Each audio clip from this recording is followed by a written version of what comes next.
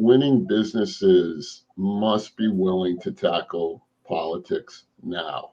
And I know that's sort of maybe an unpopular decision. I don't know, but I am really strongly recommending that. You take a quick look at the Edelman Trust Survey this year. Overwhelming majority of people that participated in the survey, something like 67%, felt that business people need to step up and take a position on these social issues. And, I'm beginning to write about that. I'm beginning to talk about that with clients.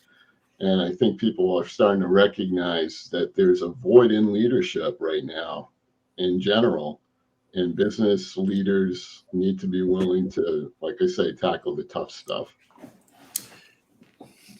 That's music to my ears, Jim. It's funny, I'm no expert on politics, but I've been thinking increasingly over the years, almost, why do we need politicians? If they're not serving us in an inclusive, constructive, innovative, compassionate way, what purpose are they serving? And I've often thought about, business leaders, I think it's increasingly difficult for business leaders to be disconnected from their stakeholders, to be disconnected from their communities, to be disconnected from their customers, because we have these things like online surveys and people just avoid businesses if they don't like it.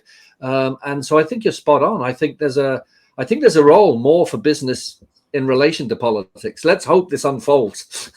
I agree with that. I fully agree with that. I have very close friends that are politicians that represent the less than 1% of politicians who are really there to be there for the people. They're not there for the next re-election.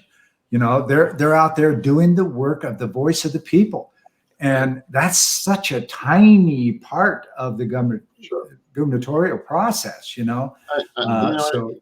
It happens in kind of interesting ways. I mean, if you look at what's going on in Russia and Ukraine right now, and you think about what happened with really a diverse set of businesses, McDonald's, BP, Harley-Davidson, Amazon, Baker's Bot, Deloitte, Starbucks, 3M, they all pulled out of Russia.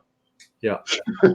So the leaders in those companies are actually demonstrating, taking steps, trying to show that, hey, look, we have a point of view here and we'll take our business elsewhere.